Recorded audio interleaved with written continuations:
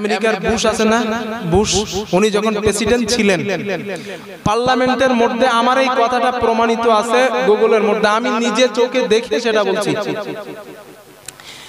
ওই বুশ মিয়া পার্লামেন্টের মধ্যে কোরআনের বিরুদ্ধে চরণ করার কারণে একজন মুসলিম মিডিয়া জুতো ছুঁড়ে বুশকে মেরেছিল।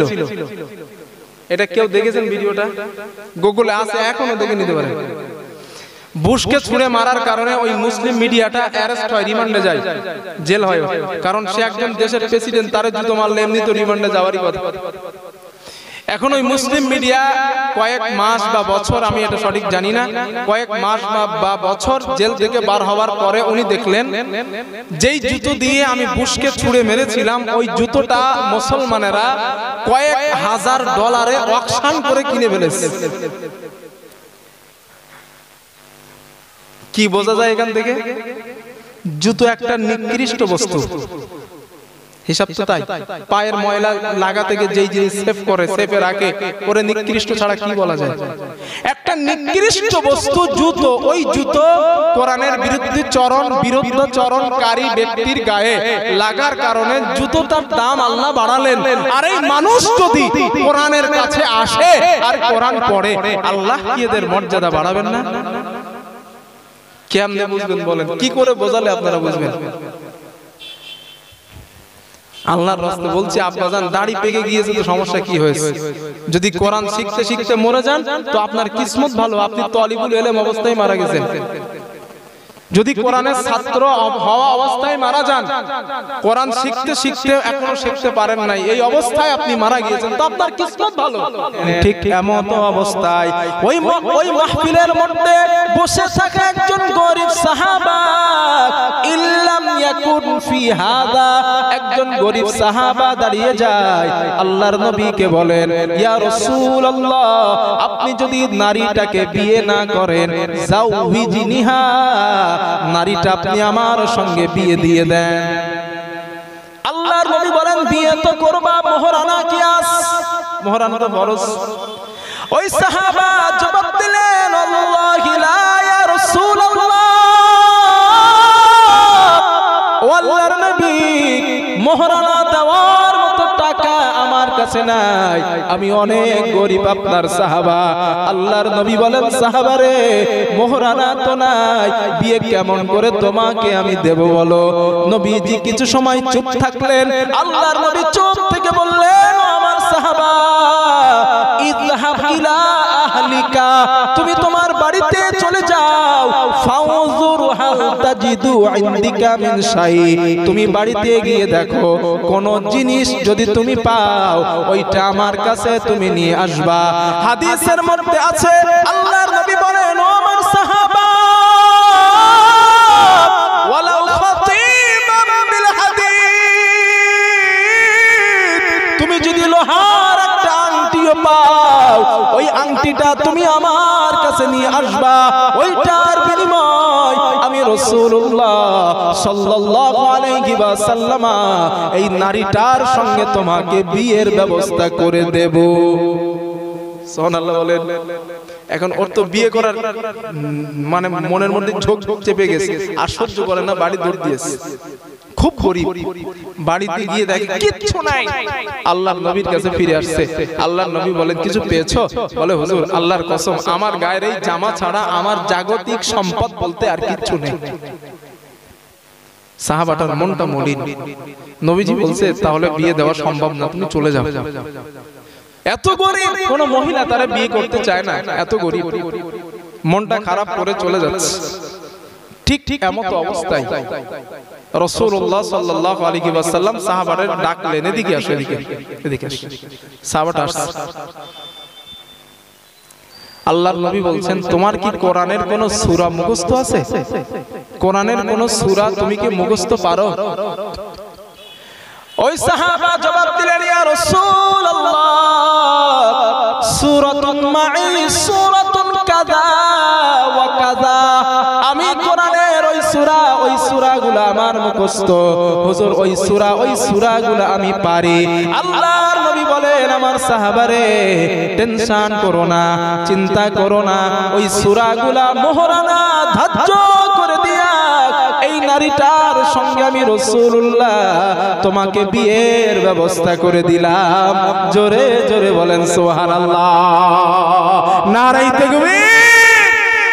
এই সূরাগুলো বিয়ের পরে তোমার বিবিকে মুখস্থ করিয়ে দিও, তোমার বিবিকে এই সূরাগুলো মুখস্থ করিয়ে দিবা, এটাই তোমার জন্য মোহরানা আদায় হয়ে যাবে। এটা হাদিসের মধ্যে আছে, তাও বুখারী শরীফের হাদিস, এটা হাবিজাবি হাদিস না, বুখারী শরীফের মধ্যে হাদিসটা আছে। তবে ভাই এখানে একটা কথা বলা ভালো, এই হাদিসটা বর্তমান জামানায় আমল করতে গেলে যদি মনে করেন যে হুজুর আজ থেকে টাকা পয়সা মোহরানা বাঁধবো না, এবার আমার কোরআনের সূরা কদর মুখস্থ আছে, বোর সঙ্গে চুক্তি হবে, সূরা কদর তোরে মুখস্থ করিয়ে দেবো, টাকা পয়সা দেবো না, মোহরানা শেষ। কারণ হাদিসের মধ্যে বাকিবিল্লাহ হুজুরের কাছ থেকে শুনছি। এই হাদিস যদি আমল করতে হয়, আপনাদের গ্রামে যদি মুফতি সাহেব থাকে, আর যদি নাও থাকে অন্য গ্রামে যারা মুফতি সাহেব তাদের কাছ থেকে ফতোয়া নিয়ে যে হুজুর এই হাদিসটা বর্তমান জামানায় আমল করা যাবে কিনা, এই ফতোয়া নিয়ে তারপরে বিয়ে করেন, না তো কবলে বিপদ আছে। কথা বুঝতেছেন তো? হাদিসে আছে বলেই যে আমল করতে হবে এমন কোন ব্যাপার ইসলামে নেই। হ্যাঁ এটাই সত্য, এমন হাদিস আছে যেই হাদিসগুলো আমল করলে আপনার ঈমান থাকবে না, ঈমান চলে যাবে। কি বললেন এইটা হুজুর? হ্যাঁ এটা সত্য। হাদিসের মধ্যে আছে নবীজি 11টা বিয়ে করছেন, 2 জন দাসী, টোটাল 13 জন। এটা সহিহ হাদিস। বিয়ে করেন 11টা, শুধু তো হাদিসই মানবেন, বিয়ে করেন 11টা বিয়ে করলে ঈমান থাকবে? মাসনা ওয়া সুলাসা ওয়া রুবা, 4টে বিয়ে করা ইসলামে জায়েজ করেছে আল্লাহ। আপনি করবেন 11টা কেন? নবীজি করছে, আমার নবী করছে, আমি করব, হাদিসে আছে, ঈমান থাকবে? গেছে। 2 নাম্বার, এটাও বুখারী শরীফের হাদিস, আব্দুল্লাহ ইবনে আব্বাস থেকে, নবীর চাচাতো ভাই, হাদিসের রাবী। উনি বলেন রমজান মাসে আমি তখন ছোট মানুষ, আল্লাহর হাবিব আমার বাড়িতে গেলেন, আমি নবীজির পাশে, নবীজি হাজতে গেছেন, আমি হাজত থেকে বার হওয়ার আগে, খুব মন দিয়ে কথা শুনেন, হাজত থেকে বার হওয়ার আগে 1 লোটা পানি হাজতের বাইরে নবীজির উযু করার জন্য রাখলাম। আল্লাহর হাবিব হাজত থেকে বার হলেন, বার হয়ে নবীজি উযু করলেন এবং নামাজে দাঁড়ালেন। আমি চিন্তা করলাম, আব্দুল্লাহ ইবনে আব্বাস বলছেন, আমি চিন্তা করলাম যে না আমিও নামাজে দাঁড়াই, আমি নবীজির বাম পাশে নামাজে দাঁড়ালাম। এটা বুখারী শরীফের হাদিস বলছি, বলো। আমি নবীর বাম পাশে দাঁড়ালাম, নবীজি নামাজের মধ্যে আমার ডান কান ধরে বাম দাঁত থেকে ডান ধারে আনছে, নামাজের মধ্যে আমার কান ধরে নবী ডান ধারে এনেছে। আচ্ছা বলেন, নবী যদি ডান ধারে আনে নামাজের মধ্যে কান ধরে টানা যায় আছে? এটা হাদিসে আছে, তো আমল করেন। 3 নাম্বার, আল্লাহর হাবিব সাল্লাল্লাহু আলাইহি ওয়াসাল্লাম ঘুমাতেন, মাঝে মাঝে ঘুম থেকে উঠে উযু না করেই মসজিদে নববীতে গিয়ে ইমামতি করতেন। এটা হাদিসে আছে, সহিহ হাদিস একদম। সাহাবারা বলল দাঁড়া, আল্লাহর নবীর আজকে ধরবো। কেন? আল্লাহর হাবিব আমাদেরকে বলেছেন তোমরা ঘুমালে উযু না করে যেন নামাজে যাবে না। তাহলে আল্লাহর নবী যে নামাজে গিয়েছে, উযু না করে ঘুম থেকে উঠেছে, উযু করে নাই, চলে গেছে। নবীরে জিজ্ঞাসা করছে, হুজুর আপনি আমাদের বললেন আর আপনি এমন করলেন, কারণ কি? আল্লাহর নবী বলেন, শোনো, আমি নবী যখন ঘুমাই, আমার জিসম ঘুমায়, আমার শরীর ঘুমায়, আমার অন্তর ঘুমায় না, আমার রূহ ঘুমায় না। এই জন্য আমার উযু ভাঙলে আমি বুঝতে পারি। আর তোমরা যখন ঘুমাও, তোমাদের জিসমও ঘুমায়, তোমাদের অন্তরও ঘুমায়, তোমাদের উযু ভাঙলে তোমরা বোঝো না। এই জন্য তোমাদের নামাজে যাওয়ার আগে উযু করা ফরজ। এইটা তো হাদিসের মধ্যে আছে, নবীজি করছেন উযু না করে। এখন হাদিসই যদি মানেন, এটা করেন, ঈমান জমের গোল্লায় যাবে। বাটপাড়ির একটা সীমা থাকে, সীমাহীন করা ঠিক না। আপনারা সাধারণ মানুষ তো বোঝেন না, আপনাদের এসে বলে যায়। আর আমি হুজুর তো, এখন আমি যেটা বলবো আপনারা মনে করবেন না শালার হুজুর হাদিস নাম্বার দিয়ে বলতেছ, মানে এইটাই সঠিক। আপনারা মনে করলেন আমি সঠিক, কারণ আপনাদের তো সব আলহামদুলিল্লাহ অটো পাস, 2-1 জন ছাড়া সব তো অটো পাস। হুজুর যেটা বলে সেইটাই ঠিক, সেটাই সঠিক, যাচাই বাছাই করার দরকার নাই। বাড়িতে গিয়ে লাফানো শুরু করতেন, না আজকে থেকে এটা করবো না, আজকে থেকে ওইটা করবো, হয়ে গেল।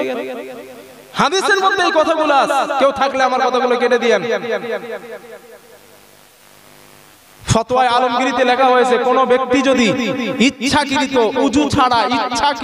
উযু ছাড়া, আবার বলছি ভুল ব্যাখ্যা নেবেন না, ইচ্ছাকৃত উযু ছাড়া নামাজ পড়ে ও কাফের হয়ে যাবে। ফতোয়া আলমগীর লেখা হয়েছে, 99 জন আলেমের স্বাক্ষর আছে সেখানে, পারলে ফতোয়া আলমগীর ফতোয়া কেটে দেন। এখন নবীজি এটা করেছেন বলে ওই আমল আপনি করবেন, যদি করেন আপনি কাফের হয়ে যাবেন।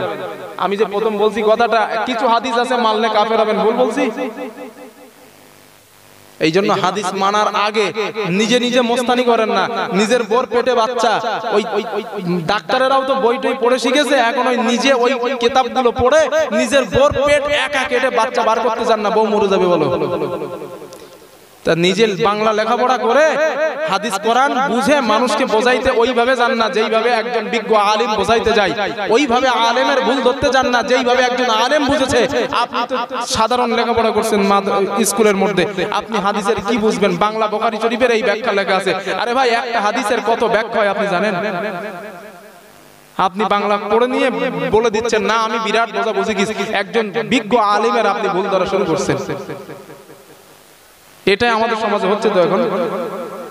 এই জন্য হাদিস পড়েছেন ভালো কথা, হাদিস বুঝেছেন ভালো কথা, তবে কোনো হাদিস যদি আমল করতে যান একজন বিজ্ঞ আলেমের কাছ থেকে জেনে হাদিসটা আমল করতে যাবেন। কথা বোঝাইতে পেরেছি? আমি কিন্তু কারোর বিরোধিতা করি নাই, যেটা সত্য যেটা সহি ওই কথাটাই বললাম। ভাই আওয়াজটা যা ছিল তাই করে দেন। ওরা বলুক, ওরা যা করে বলুক, ওরা তো বলবে।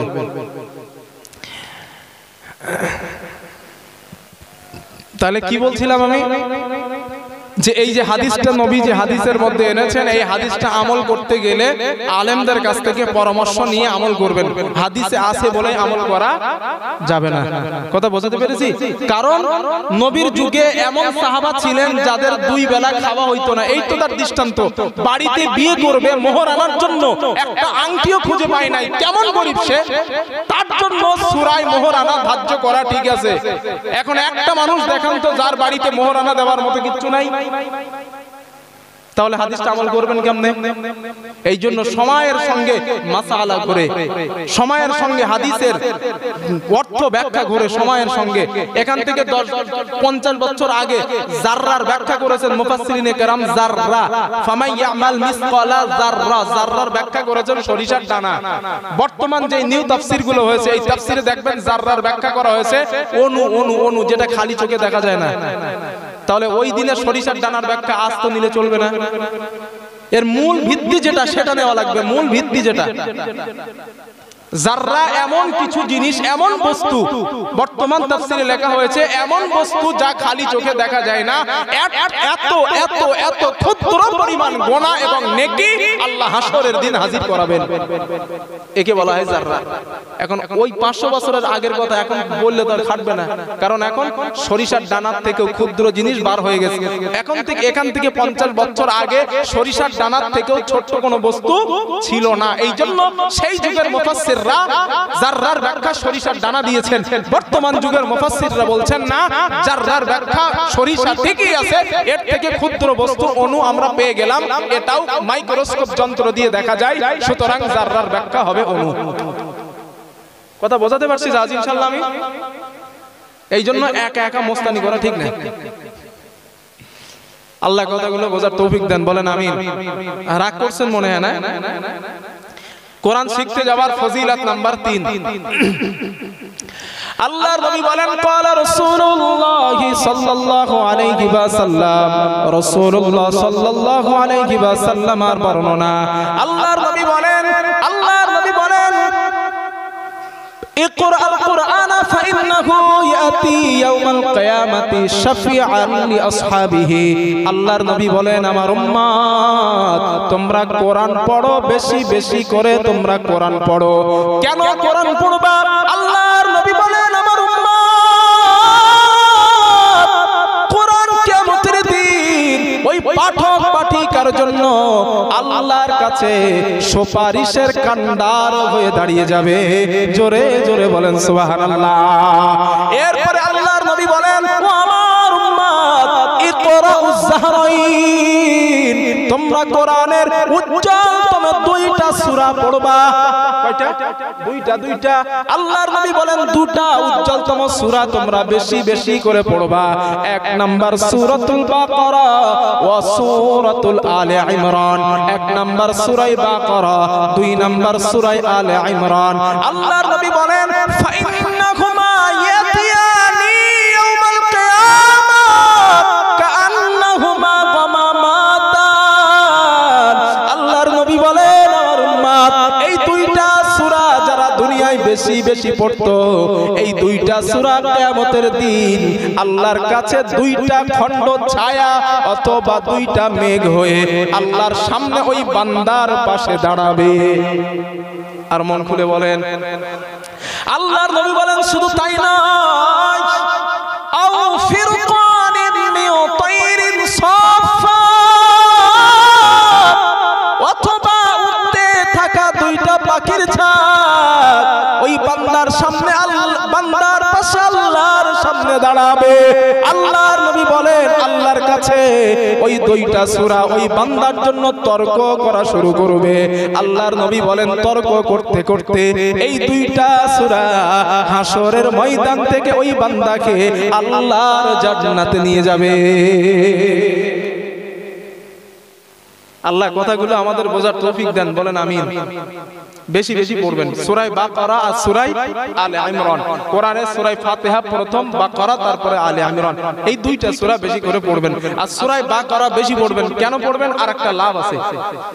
যারা বাড়িতে অনেক দুষ্টু জেনের সমস্যা আছে, পানি পড়া নেন, আবার হুজুরি ঝাড়ফুঁক করেন, এইগুলা করার দরকার নাই। নবীজি একটা হাদিস শিখিয়েছেন, নবী একটা আমল শিখিয়েছেন। এই আমলটা যদি করতে পারেন ঝাড়ফুঁক তাবিজ কবজ কিচ্ছু লাগবে না ইনশাআল্লাহ। আল্লাহ আপনার বাড়ি থেকে জিন মাহফুজ রাখবেন।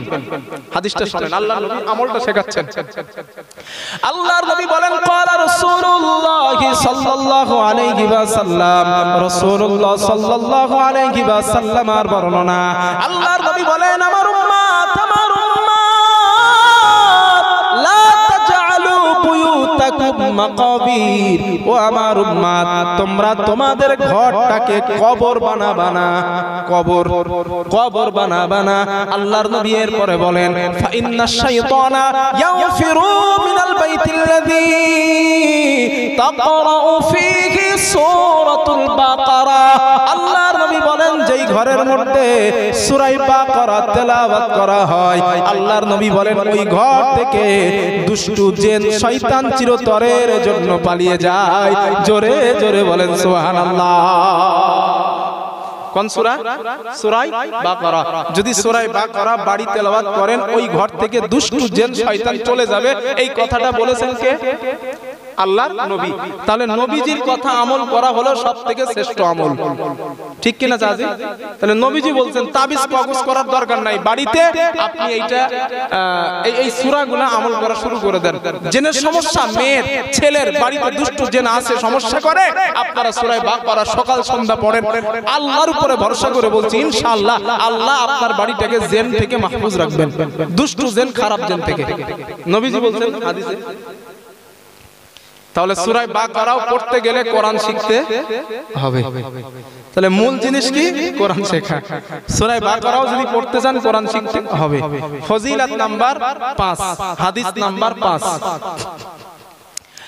আল্লাহর নবী বলেন ক্বালা রাসূলুল্লাহ সাল্লাল্লাহু আলাইহি ওয়াসাল্লাম, রাসূলুল্লাহ সাল্লাল্লাহু আলাইহি ওয়াসাল্লাম এর বর্ণনা। আল্লাহর নবী বলেন আল কুরআনু শাফিউম মুশাফফা। আল্লাহর নবী বলেন আমার উম্মত এই কোরআন এমন একটা সুপারিশকারী যার সুপারিশ আল্লাহ কবুল করবেন। সুবহানাল্লাহ। এরপর নবীজি বলেন ওয়া মান জাআলাহু আমামা, এই কোরআন অনুযায়ী যে জীবন পরিচালনা করে, রাষ্ট্রীয় জীবন, পারিবারিক জীবন, অর্থনৈতিক জীবন, আন্তর্জাতিক জীবন, রাষ্ট্রীয় জীবন, ব্যক্তিগত জীবন, যেই ব্যক্তি পরিচালনা করে আল্লাহর নবী বলেন কদাহু ইলাল জান্নাহ, আল্লাহর কোরআন টানতে টানতে তাকে দয়ার জান্নাতে নিয়ে যাবে। আল্লাহ আমাদের কথাগুলো বোঝার তৌফিক দেন, বলেন আমিন। যদি কোরআনের সুপারিশে জান্নাত যেতে চান কোরআন শিখতে হবেই, ঠিক তো দাদাজি? কোরআন শিখতে হবে। যদি কোরআন শেখেন আপনারা, এই তাফসীর মাহফিল দিয়ে আপনারা সাকসেস।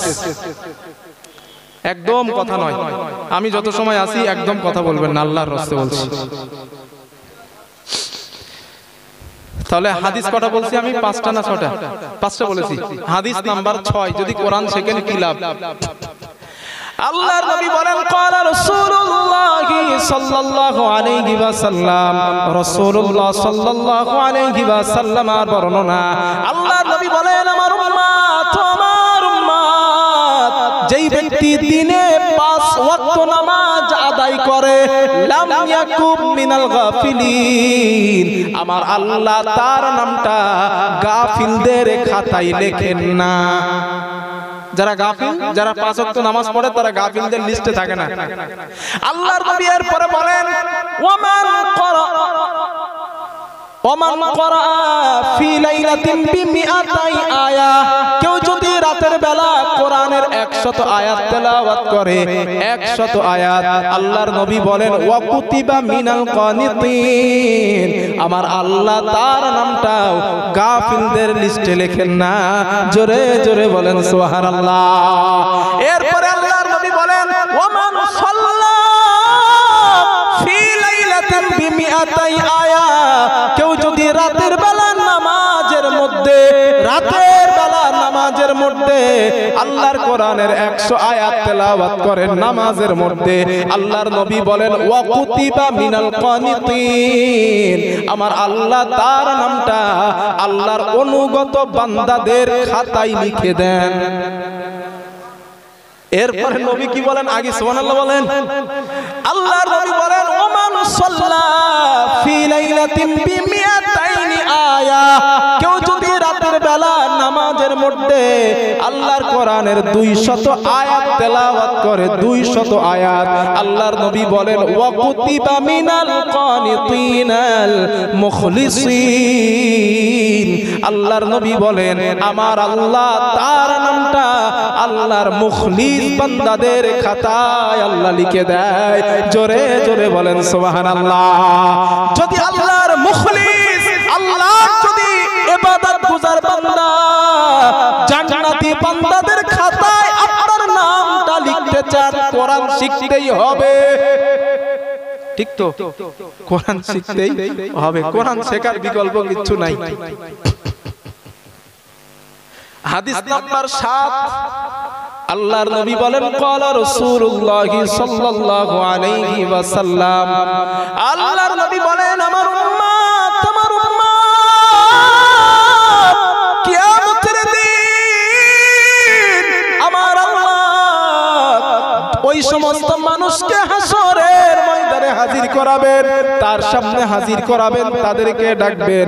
আল্লাহ ডাকার পরে বলবেন, গোলাম, দুনিয়ায় তুমি যেমন ইকরা বান্দা তুমি পড়ো, ইকরা বান্দা তুমি পড়ো, ওয়ারতাকি এবং তুমি উপরে ওঠো, ওয়ারাতিল কামা কুনতা তুরাতিলু ফিদ দুনিয়া, দুনিয়ায় যেমন আস্তে আস্তে ধীরে ধীরে তুমি কোরআন তেলাওয়াত করতে, এমন আস্তে আস্তে ধীরে ধীরে তুমি আল্লাহর কোরআন তেলাওয়াত করো। তুমি কোরআন পড়ো। এখান থেকে একটা শিক্ষা নেন ভাই, এটা উপদেশ দিচ্ছি না, অনুরোধ করছি, উপদেশ না অনুরোধ।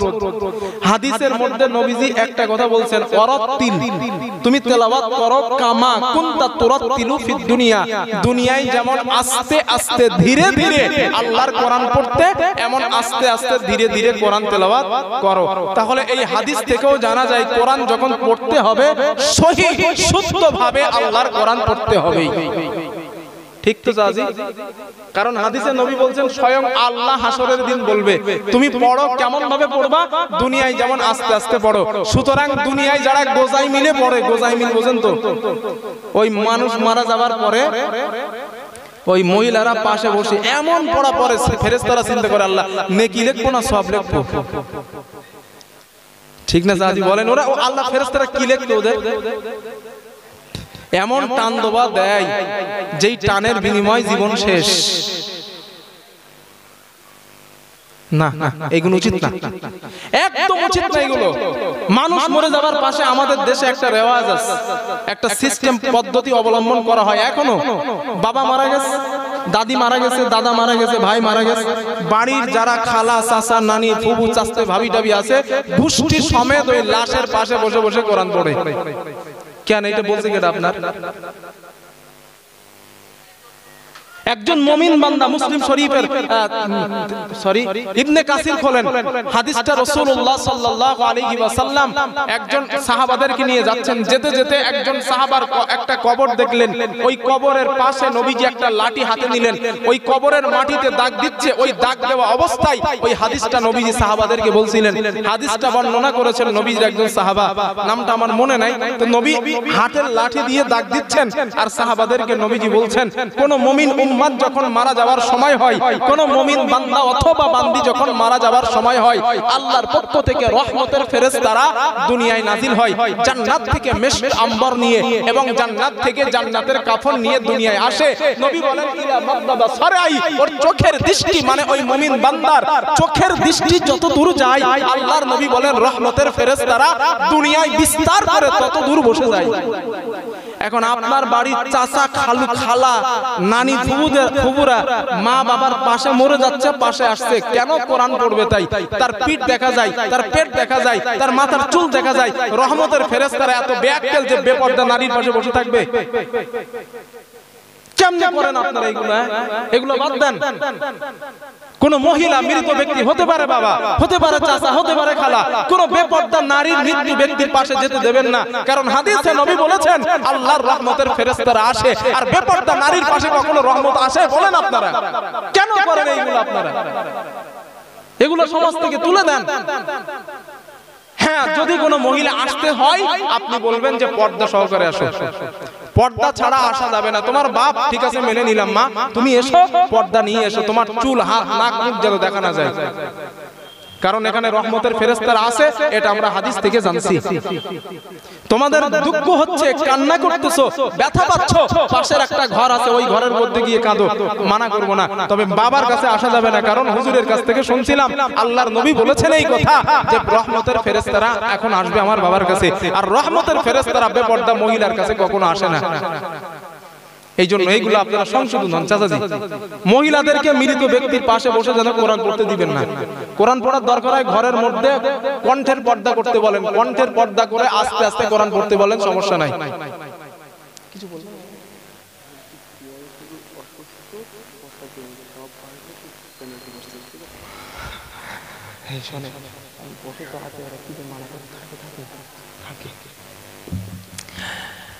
আর একটা জিনিস আপনাদের বলি, আপনারা এটা রাগ করবেন না, জানো আমাদের সমাজে চালু আছে, এই কথাটা বললে হয়তো একটু রাগ হইতে পারে। এই মৃত ব্যক্তি মানুষ মরে যাওয়ার পরে পাশে বসে বসে কোরআনুল কারীম খতম করা, কোরআন পড়া, এইটা তুলতে হবে। যদি বলেন হুজুর এর পিছনে যুক্তি কি? এই জন্য তুলতে হবে কারণ মরা মানুষের জন্য আল্লাহ কোরআন দেয়নি, জীবিত মানুষের জন্য দিয়েছে। কথা বলতে পারলাম? আমি মারা গিয়েছি, আমি মরে যাবার পরে আমার লাশের পাশে বসে আপনি কোরআন পড়তেছেন, আমার কি ফায়দা? বলেন আপনারা। আরে আল্লাহ কোরআন তো দিয়েছেন মিনাজ যুলুমাতি ইলান নূর, মানুষ যেন অন্ধকার থেকে পার হয়ে আলোর রাস্তা পায়, এই জন্য আল্লাহ কোরআন দিলেন। এখন মরা মানুষের কাছে আপনি আলোর রাস্তা দেখাইতে যাচ্ছেন, এটা তো বোকামি ছাড়া কিছু না। হ্যাঁ হ্যাঁ, আপনার বাবা মারা গিয়েছে, আপনি বাবার জন্য এক খতম কোরআন তেলাওয়াত করে আল্লাহর কাছে সবর দোয়া করলেন, আল্লাহ আমার বাবার রূহের মাগফিরাতের জন্য আমি এক খতম কোরআন পড়ছি, এটা ভিন্ন জিনিস, এটা ভিন্ন জিনিস। তবে বাবা মারা গিয়েছে, বাবার পাশে বসে বসে কোরআন পড়তেছেন, ওই লোক সারা জীবনই একবারও কোরআন পড়ে নাই, তো সারা জীবন বেঁচে থেকে কোরআন পড়েনি, মরার পরে কোরআন পড়ে তার লাভটা কি হবে? আমি বলে দিচ্ছি না হেলো এটা হারাম, এটা না যায়, এটা বেদাত, আমি বলে দিচ্ছি না, আমি আপনার বিবেকের কাছে বলছি। আল্লাহ কোরআন দিয়েছেন জীবিত মানুষের জন্য, আর এটারে আমরা নিয়ে গেছি মৃত মানুষের কাছে। এটা আমি হারাম বলছি না, বেদাত বলছি না, না জায়েজ বলছি না, কিচ্ছু না, আপনার বিবেককে বলছি, বিবেককে। কোরআনটা শেখেন মরার পরে না, কোরআনের কাছে যান জীবিত অবস্থায়, এটাই আমার দাবি, এটাই আমার দাবি। রাগ করেছেন চাচাজি না? এটা আমার দাবি, আমি বলছি না যে না পড়া যাবে না, এটা হারাম, পড়লে গুনাহ হবে হবে না, আমি ফতোয়া দিতে আসি নাই। আমি নিজের বিবেকের কাছে এতটুকু বলছি, আল্লাহ কোরআন দিয়েছেন জীবিত মানুষের জন্য, বেঁচে থাকতে কোরআন পড়েন, মরার পরে কোরআন পড়া লাগবে না। কবরে যাবেন, কবর জান্নাতের বাগান হয়ে যাবে, মরার পরে লাগবে না কোরআন। আমি এটাই বোঝাতে যাচ্ছি আপনার। তাহলে তাফসীর মাহফিল দেওয়া সাকসেস হবে আপনাদের। হাদিস কটা বলেছি হুজুর? 6টা না? 7টা বলেছি, 7টা। হাদিস নাম্বার 8। আল্লাহর নবী বলেন ক্বালা রাসূলুল্লাহ সাল্লাল্লাহু আলাইহি ওয়াসাল্লাম, রাসূলুল্লাহ সাল্লাল্লাহু আলাইহি ওয়াসাল্লামের বর্ণনা। আল্লাহর নবী বলেন মাসালি ওয়া মাসালুকুম কামাসালি রাজুলিন, না সরি, মাসালুল মুমিনিল্লাযী ইয়াকরাউল কোরআন, যেই ঈমানদার, যেই মুসলমান নিয়মিত কোরআন তেলাওয়াত করে, নিয়মিত কোরআন পড়ল, আল্লাহর নবী বলেন সাহাবারা শোনো, ওই ব্যক্তির দৃষ্টান্ত আল্লাহর কাছে কেমন তোমরা জানো? সাহাবারা প্রশ্ন করলেন ইয়া রাসূলুল্লাহ, ওই ব্যক্তির দৃষ্টান্ত আল্লাহর কাছে কেমন, আপনি আমাদেরকে বলেন। আল্লাহর নবী বলেন সাহাবারা শোনো, কামাসালিল উতুরুজ্জা, মিষ্টি কমলা, লেবুর মতো কমলা। সুবহানাল্লাহ বলেন। নবী লেবুর কথা কেন বললেন? আল্লাহর নবী বলেন রিহুহা তাইয়িবুন ওয়া তা'মুহা তাইয়িবুন, যে কমলার স্বাদ অনেক মিষ্টি, যার ঘ্রাণ অনেক সুন্দর। আল্লাহর নবী বলেন যে ঈমানদার, যেই মুসলমান নিয়মিত কোরআন তেলাওয়াত করে, আল্লাহর নবী বলেন সাহাবারা শোনো, আল্লাহর কাছে তার দৃষ্টান্ত হলো মিষ্টি কমলা, লেবুর মতো কমলা। কারণ ওই কমলার ঘ্রাণও আছে, স্বাদও আছে। আল্লাহর নবী বলেন কোরআন পড়ার কারণে একজন ঈমানদারের আল্লাহর কাছে ঘ্রাণও হয়ে যায়, আল্লাহর কাছে তার স্বাদও হয়ে যায়। জোরে জোরে বলেন সুবহানাল্লাহ। এরপরে আল্লাহর নবী বলেন যারা কোরআন পড়ে না ওদের অবস্থা কি? আল্লাহর নবী বলেন ওয়া মাসালুল মুমিনিল্লাযী লা ইয়াকরাউল কোরআন, যেই ঈমানদার, যেই মুসলমান নিয়মিত কোরআন তেলাওয়াত করে না, যেই ঈমানদার, যেই মুসলমান কোরআন পড়ে না, আল্লাহর নবী বলেন জানো আল্লাহর কাছে তার দৃষ্টান্ত কেমন? সাহাবারা বললেন হুজুর কেমন? আল্লাহর নবী বলেন কামাসালিত তামরা, খেজুরের মতো। খেজুরের মতো নবী কেন বললেন? খেজুরের কোনো ঘ্রাণ নাই কিন্তু স্বাদ আছে, ঠিক তো? খেজুরের শুকতে ঘ্রাণ আছে? ঘ্রাণ নাই, স্বাদ লাগে খেতে। আল্লাহর নবী বলেন কেন খেজুরের কথা বললেন? আল্লাহর নবী বলেন খেজুরের কোনো ঘ্রাণ নাই কিন্তু স্বাদ আছে। আল্লাহর নবী বলেন ওই বান্দাটা ঈমানদার হবার কারণে আল্লাহর কাছে তার স্বাদ আছে, কোরআন না পড়ার কারণে আল্লাহর কাছে তার ঘ্রাণ নাই। যদি ঘেরান এবং স্বাদওয়ালা ঈমানদার আল্লাহর কাছে হতে চান, আজ এই তাফসীর মাহফিল থেকে আপনারা শপথ নেন, যারা কোরআন জানি না কোরআন শিখবো, কোরআন পড়বো, আল্লাহর কাছে আপনার স্বাদও হয়ে যাবে, ঘ্রাণও হয়ে যাবে। আল্লাহ তৌফিক দেন, বলেন আমিন। আরো জোরে বলেন আমিন। যদি কোরআন শেখেন আর কি লাভ? হাদিস নাম্বার 8 9। আল্লাহর নবী বলেন ক্বালা রাসূলুল্লাহ সাল্লাল্লাহু আলাইহি ওয়াসাল্লাম, রাসূলুল্লাহ সাল্লাল্লাহু আলাইহি ওয়াসাল্লামের বর্ণনা। আল্লাহর নবী বলেন ও আমার সাহাবারা, ইন্না লিল্লাহি আহলিনা মিনান নাস। আল্লাহর নবী বলেন সাহাবারা শোনো, মানুষের মধ্যে এমন কিছু মানুষ দুনিয়ার জমিনে আছে যারা আল্লাহর পরিবার, আল্লাহর পরিবার, আল্লাহর পরিবার। চিন্তা করেন তো, আল্লাহর পরিবার তারা কারা? সাহাবারা জিজ্ঞাসা করলেন মান হুম ইয়া রাসূলুল্লাহ, আল্লাহর পরিবার কারা হুজুর বলেন? আল্লাহর নবী সাহাবাদেরকে বললেন ও আমার সাহাবারা, আল্লাহর পরিবার হলো তারা, আল্লাহর আস্থাভাজন হলো তারা, আহলুল কোরআন হুম আহলুল্লাহ ওয়া খাসাতুহু। আল্লাহর নবী বলেন আল্লাহর পরিবার হলো তারা দুনিয়ায় কোরআনুল কারীম তেলাওয়াত করে যারা। সুবহানাল্লাহ বলেন। চিন্তা করেন তো একবার, আল্লাহর পরিবারের সদস্য হবেন যদি কোরআন পড়েন। আর কি করে বোঝালে আপনারা বুঝবেন? এরপরে আপনারা মসজিদে গিয়ে আল্লাহর রাস্তায় কোরআনটা শিখবেন। আমাদের পশ্চিমবাংলার মুখ্যমন্ত্রী কে? এটা মমতা ব্যানার্জি। ওনার একজন ভাইপো আছে, তার নাম অভিষেক ব্যানার্জি, তাই তো চাচি?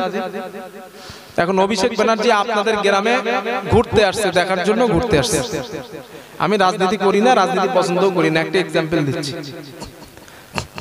তো ঘুরতে এসেছেন, ওনার সঙ্গে প্রশাসন থাকবে না?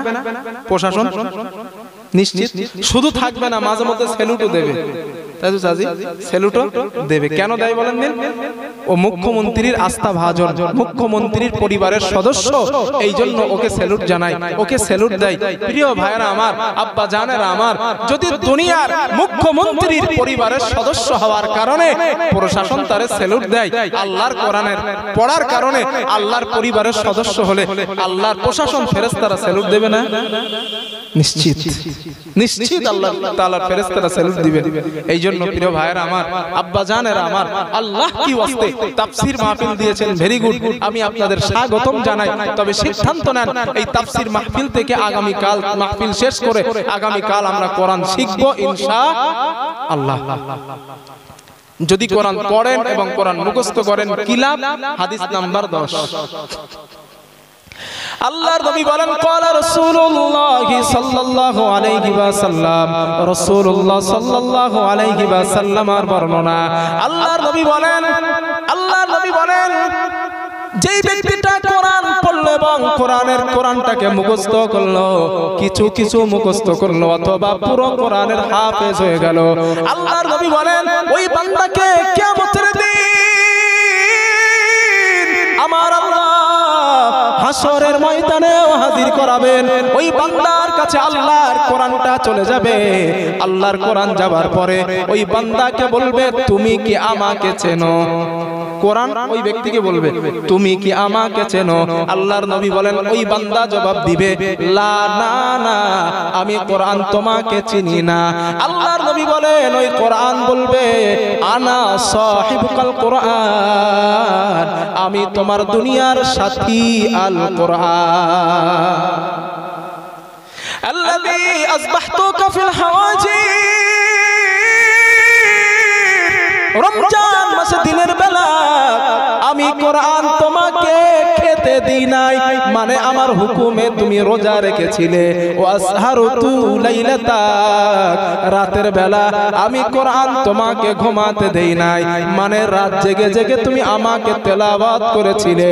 আল্লাহর নবী বলেন, ফায়ুতাল মুলকু বিয়ামিনিহি, হাফেজে কোরআনের ডান হাতে আল্লাহ জান্নাতের চিরস্থায়ী, আল্লাহ জান্নাতের বাদশাহী দান করে দিবে।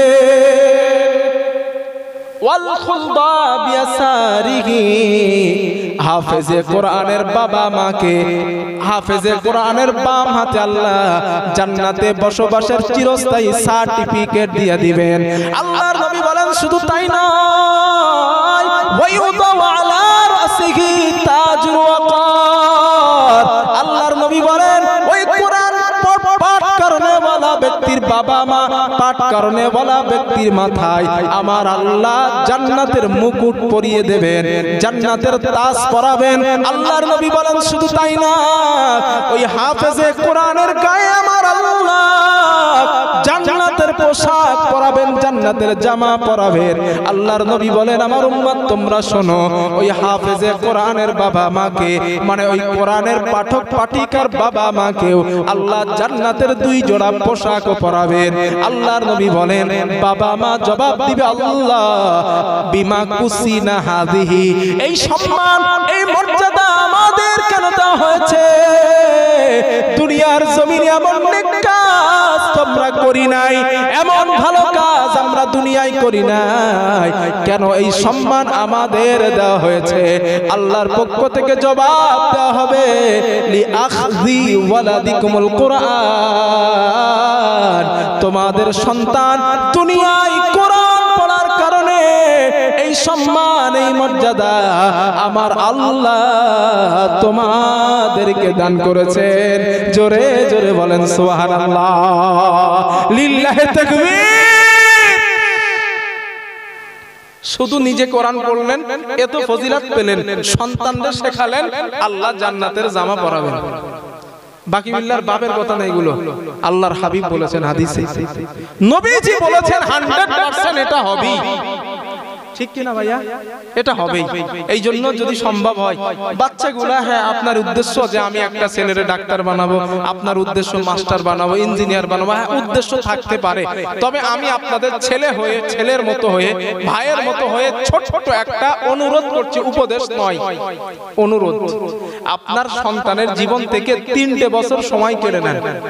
বাচ্চা বাল্যকাল থেকে 3টা বছর সময় কেড়ে নেন, নিয়ে ওই ছেলেটারে কোরআনের হাফেজ বানান, বানিয়ে এবার ছেলেটারে ডাক্তারে জেনারেলে দিয়ে ডক্টরেট পড়ান, বা মাস্টার ডিগ্রি করান, বা ইঞ্জিনিয়ার বানান, ব্যারিস্টার বানান, যা ইচ্ছা আপনার বানান, আমার কোনো দ্বিমত নাই। কেন হাফেজ তো বানাইতে বললাম? এই জন্য বলছি, আপনারা এটা সাক্ষী, দুনিয়ায় এমনও উকিল আছেন এমন যারা ঘুষ ছাড়া চলে না। ঠিক বলছি না ভুল বলছি? সন্তান অপরাধী, ছেলেটা অপরাধী, ও মার্ডার করেছে, হত্যা করেছে, এরপরে 2 লাখ টাকা হাতে ক্যাশ ঢুকিয়ে দিয়েছে ওই ছেলের বাপ, কেস খালাস। কথা ঠিক বলছি না ভুল বলছি? এখন ওই উকিলটার মধ্যে যদি আল্লাহর কোরআন থাকতো, মানে ও যদি কোরআনের হাফেজ হতো, একবার হলেও চিন্তা করতো ওই টাকাটা তো আমার জন্য হালাল নয়, আমার জন্য হারাম, হারাম জিনিস খেয়ে বেঁচে থাকবো কিভাবে, ওই ছেলেটা সঠিক বিচারের উপরে ইস্তেকামাত থাকতো। ঠিক বলছি না ভুল বলছি? নাম্বার দৃষ্টান্ত নাম্বার 2, আপনারা এমনও জানেন আমাদের এলাকায় এমনও ডাক্তার আছে, MBBS ডাক্তার, যারা কন্টাক্টের ওষুধ ছাড়া লেখে না। ভালো ডাক্তারও আছে আলহামদুলিল্লাহ, সবাই ঢেলো ভাবে না, তবে আমার অঙ্ক অনুযায়ী অধিকাংশ ডাক্তার কন্টাক্টের ওষুধ ছাড়া লেখে না। কেন লেখে না? এই জন্য, কারণ কন্টাক্টের ওষুধ লিখলে তারও কিছু বেনিফিট ওখান থেকে আসে। আচ্ছা বলেন, একটা মানুষকে ধোঁকা দিয়ে টাকা ইনকাম করা হারাম না হালাল? একটু বলেন না চাচাজি। মানুষকে ধোঁকা দিয়ে টাকা ইনকাম করা হারাম। এখন ওই ডাক্তারটার ভিতরে যদি আল্লাহর কোরআন থাকতো, বা ও যদি কোরআনের হাফেজ হওয়ার পরে ডাক্তার হতো, ডাক্তার হলে ওই ডাক্তারের কাছে চিকিৎসা নিতে গেলে আপনার মতো আমার মতো সাধারণ জনগণগুলোই বেঁচে যেত। কিভাবে বাঁচতো?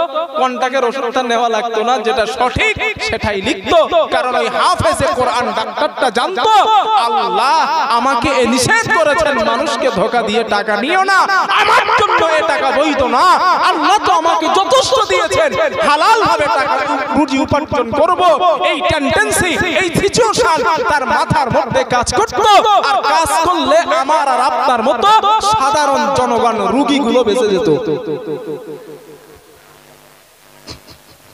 এই জন্য বলছি 3টে বছর সময় নষ্ট করেন, 3 বছর, 3টে বছর সময় নষ্ট করেন, 3টে বছর সন্তানের জীবন থেকে। একটা ছেলের বেজি বেরেনিয়ান হয় 2-3 বছরও লাগবে না, 3 বছরও লাগবে না একটা ছেলের হাফেজ হইতে। আমি 3 বছর 4 মাসে হাফেজ, 3 বছর 4 মাসে আমি হাফেজ, আলহামদুলিল্লাহ আমি হাফেজ হয়েছি 3 বছর 4 মাস। তখন আমার গোপদারি রেখ কিচ্ছু ওঠেনি, আমার ব্রেন তো বিরাট খারাপ ছিল, তাই 3 বছর 4 মাস। আর যদি আপনার ছেলের ব্রেন ভালো হয় তো ওই ছেলে তো আরো 2 বছরে হাফেজ হবে। কথা বোঝাতে পারছি তো ইনশাআল্লাহ? আপনারা এটাও আমার সঙ্গে একমত হবেন। অনেক ডাক্তার, অনেক মাস্টার, অনেক ইঞ্জিনিয়ার, অনেক ব্যারিস্টার দুনিয়ায় এমন আছে যার বাবা মা বৃদ্ধাশ্রমে, যার বাবা মা কষ্ট পায়, যার বাবা মা ঠিক মতো খেতে পায় না, ভালো আছে। তবে কিছু এমন দুনিয়ায় বর্তমানে বেঁচে আছে, ডাক্তার, মাস্টার, ইঞ্জিনিয়ার, ব্যারিস্টার, উকিল, জজ, অনেক কিছু, কিন্তু বাবা মা বৃদ্ধাশ্রমে আছে। কেন আছে? সন্তান চাকরি করে কলকাতায়, বাড়ি আপনাদের গ্রামের নাম কি? শিমুলিয়ায় নাই, আমি একটা এক্সাম্পল বলছি। শিমুলিয়া গ্রামে তার বাড়ি। এখন চিন্তা করলো প্রত্যেকদিন তো বাড়ি আসা সম্ভব না, স্ত্রীটাকে নিয়ে কলকাতায় রুম ভাড়া করে থাকে। এখন চিন্তা করলো বৃদ্ধা বাবা মা বাড়ি কি করবো, দেখাশোনার লোক নাই, দে বৃদ্ধাশ্রমে ভরে দিয়ে দিলে। তাহলে ওই সন্তানের পিছনে 1 কোটি টাকা খরচ করার লাভ কি হলো? 0। অঙ্ক উত্তর কি দাঁড়ালো? 0। এই জন্য বলছি দাদাজি, একটা সন্তানকে একটু কোরআনের হাফেজ বানান, বানায়া ডাক্তার, মাস্টার, ইঞ্জিনিয়ার যা ইচ্ছা বানান, আমার কোনো প্রশ্ন নাই। কথাগুলোকে আমি বোঝাতে পেরেছি? জি, আল্লাহ কথাগুলো বোঝার তৌফিক দেন, বলেন আমিন। আরো জোরে বলেন আল্লাহুম্মা আমিন। একবার একটু কলেমার জিকির করেন দিন, সুবহানাল্লাহ ওয়াল হামদুলিল্লাহ ওয়া লা ইলাহা ইল্লাল্লাহ সুবহানাল্লাহ।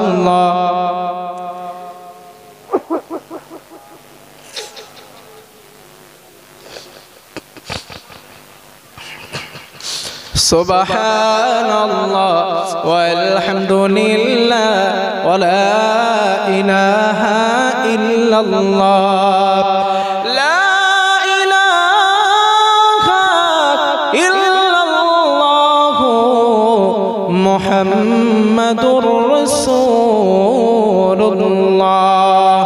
সাল্লাল্লাহু আলাইহি ওয়াসাল্লাম।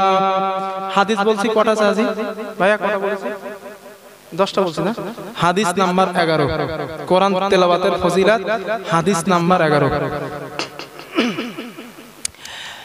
আপনারা কোরআনুল কারীম পড়তে পারেন কে কে?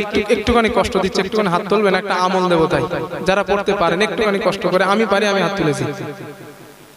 আলহামদুলিল্লাহ, একটু হাত নামান। আপনাদেরকে আমি ছেলের মতো হয়ে, ভাইয়ের মতো হয়ে একটা কাজ দিচ্ছি, এটা আমিও মাঝে মধ্যে করি আলহামদুলিল্লাহ। আর রাত্রে বেলা যখন ঘুম ভেঙে যাবে আর ঘুম আসতেছ না, ঘুম যখন আসবে না তখন আপনারা উঠবেন একা একা। বিবি ঘুমায়, সন্তান সন্ততি ঘুমায়, সবাই ঘুমাচ্ছে। ওই ঘুমান্ত অবস্থা, সবাই ঘুমাচ্ছে, ওই অবস্থায় উঠে ঘুম আসছে না বলে উজু করে কোরআনুল কারীমটা নিয়ে ঘরের একটা কোনায় গিয়ে গুনগুন গুনগুন করে আল্লাহর কোরআনটা একটু পড়বেন। যদি পড়েন লাভটা কি হবে, উপকারটা কি হবে, এবার হাদিসটা শোনেন। রাসূলুল্লাহ সাল্লাল্লাহু আলাইহি ওয়াসাল্লামের একজন সাহাবা ছিলেন, তার নাম হযরতে উসাইদ ইবনে হুযাইর রাদিয়াল্লাহু তাআলা আনহু। উনি হাদিসটা বর্ণনা করেছেন। উনি বলেন, আল্লাহর নবীর সাহাবা হযরতে উসাইদ ইবনে হুযাইর রাদিয়াল্লাহু তাআলা আনহু বলেন, আমি একদিন রাতের বেলা আমার ঘোড়ার আস্তাবলের ভিতরে, যেখানে ঘোড়াটা বাঁধা হয়, ওই ঘোড়ার আস্তাবলের মধ্যে আমি আল্লাহর কোরআন তেলাওয়াত করতেছিলাম। আমি যখন কোরআন তেলাওয়াত করা শুরু করলাম, ইদ জাআলাত ফারসুহু, আমার ঘোড়াটা লাফানো শুরু করলো, আমার ঘোড়াটা লাফালাফি শুরু করলো। হযরত উসাইদ বলেন, আমি লাফালাফি দেখে ভয় পেয়ে গেলাম। কেন ভয় পেলাম? এটা আগামীতে আসছে।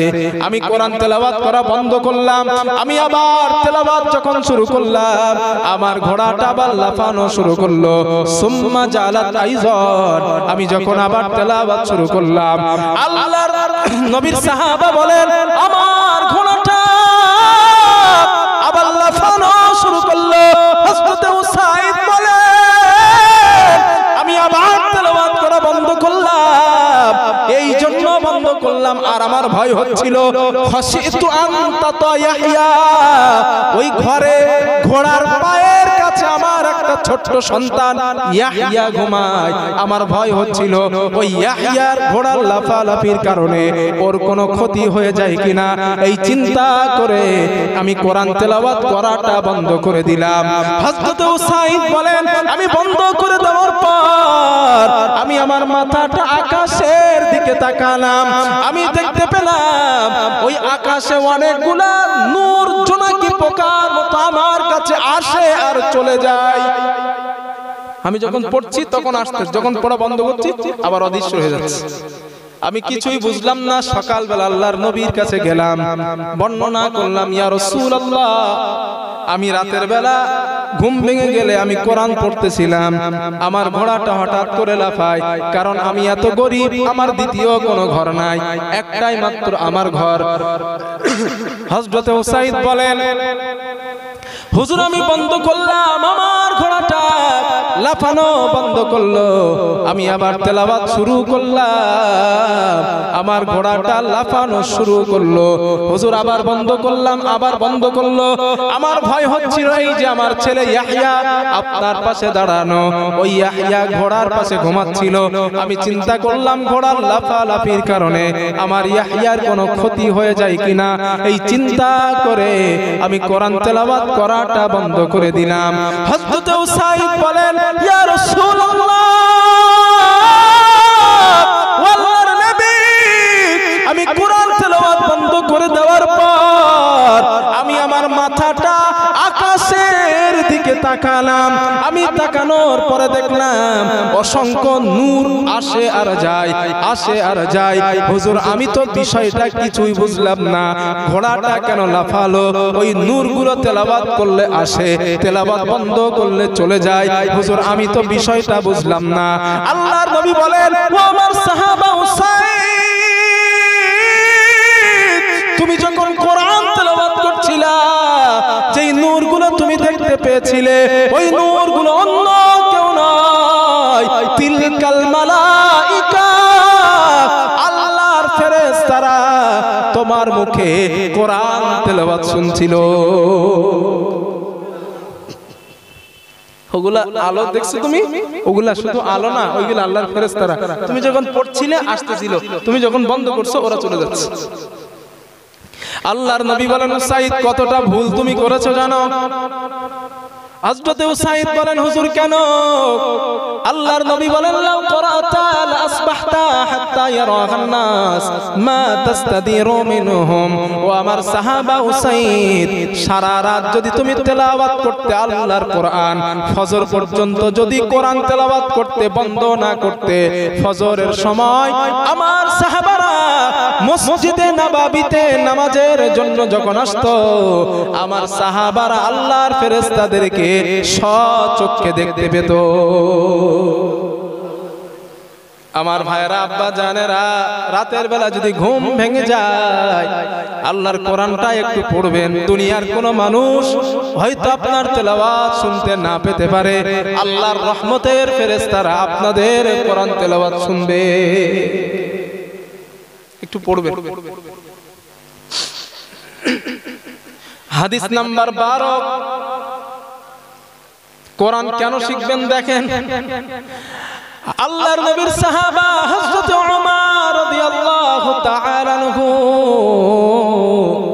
নাফে ইবনে আব্দুল্লাহ নামে এক ব্যক্তিকে মক্কার আশেপাশের মক্কার গভর্নর বানালেন। ওই হযরত নাফের সঙ্গে আর ওমর রাদিয়াল্লাহু তাআলা আনহুর সঙ্গে একদিন সাক্ষাৎ হয়ে যায়। হাদিসের মধ্যে আসছে, লাকিয়াহু ওমর বিন উসফান। উসফান একটা এলাকার নাম, জায়গার নাম। ওই উসফান নামক এলাকায় হযরত নাফের সঙ্গে আর ওমর রাদিয়াল্লাহু তাআলা আনহুর সঙ্গে সাক্ষাৎ হয়ে যায়।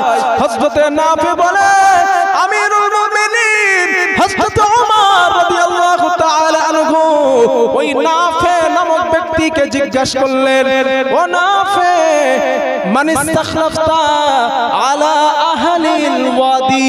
ও নাফে, মক্কার আশেপাশের গ্রাম্য অঞ্চলের শাসক তোমরা কাকে বানিয়েছো?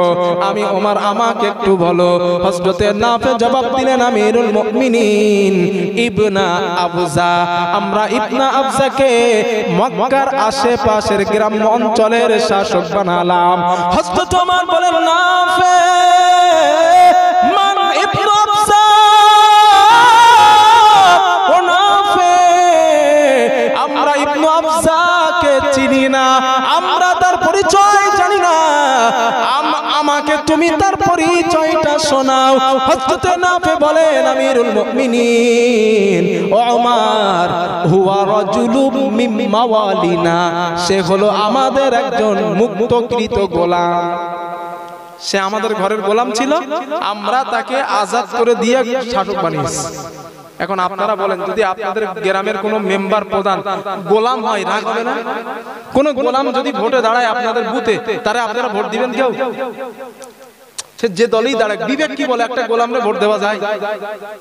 সে তো একজন গোলাম, সে তো একজন মানুষের খাদেম।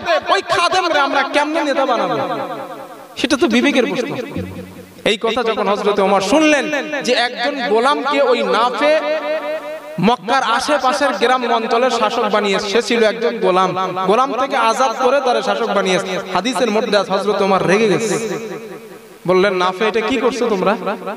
একজন গোলামকে তোমরা কেমন ভাবে শাসক বানালা? একটা ভালো মানুষ, বুদ্ধিমান মানুষ, জ্ঞানী মানুষ, শিক্ষিত মানুষ তোমরা পেলে না শাসক বানানোর জন্য?